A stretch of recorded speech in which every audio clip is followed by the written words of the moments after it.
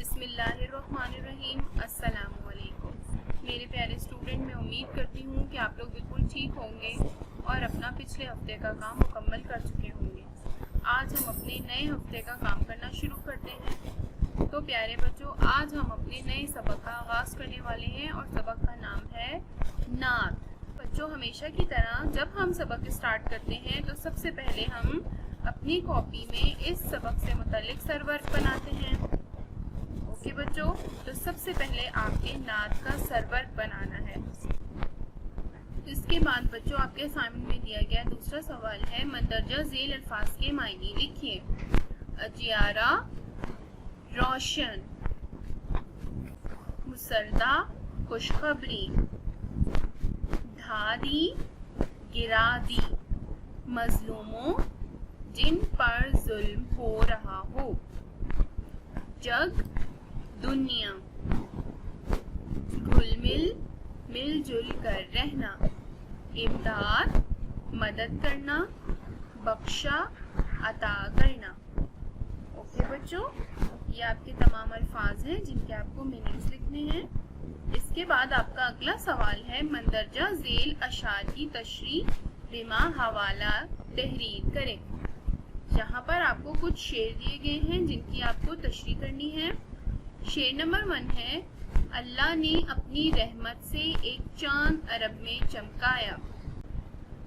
اس شعر کی تشریح کرنے سے پہلے آپ حوالہ تحریر کریں گے۔ یہ شعر ہماری اردو کی کتاب کی نظم نعت سے لیا گیا ہے۔ نعت کے شاعر کا نام محمد شفیع الدین نیّر ہے۔ اس کے بعد آپ تشریح لکھیں گے۔ اس شعر میں شاعر کہتے ہیں کہ اللہ نے اپنی رحمت سے دنیا میں ایک چاند چمکایا۔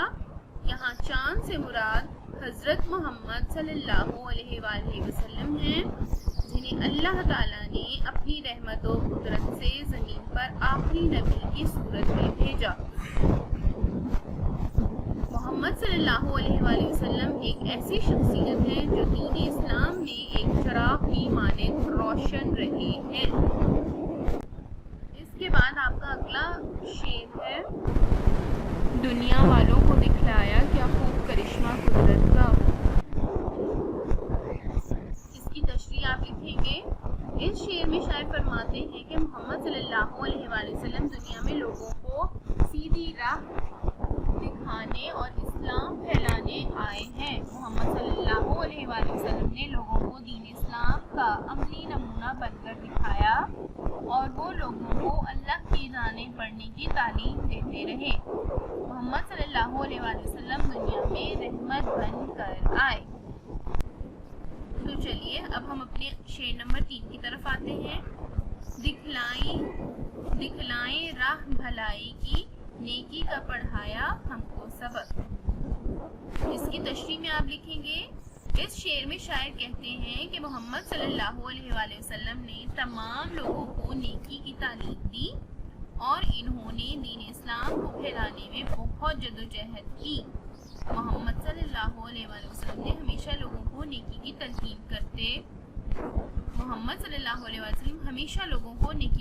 کرتے تھے اور لوگوں کو سیدھی راہ پر چلنے کا مشورہ دیتے تھے۔ آپ صلی اللہ علیہ وآلہ وسلم نے دین اسلام کو دنیا میں پھیلانے کو اپنا مقصد بنایا، خود بھی اس پر عمل پیرا رہے اور لوگوں کو بھی اس کا سبق پڑھایا۔ کہ بچوں، یہاں پر آپ کے اسائنمنٹ میں دیا گیا تمام کام مکمل ہوتا ہے۔ میں امید کرتی ہوں کہ آپ کو یہ تمام کام اچھے سے سمجھ میں آ گیا ہوگا اور آپ اسے خوش خط کر کے اپنی کاپی میں لکھیں گے۔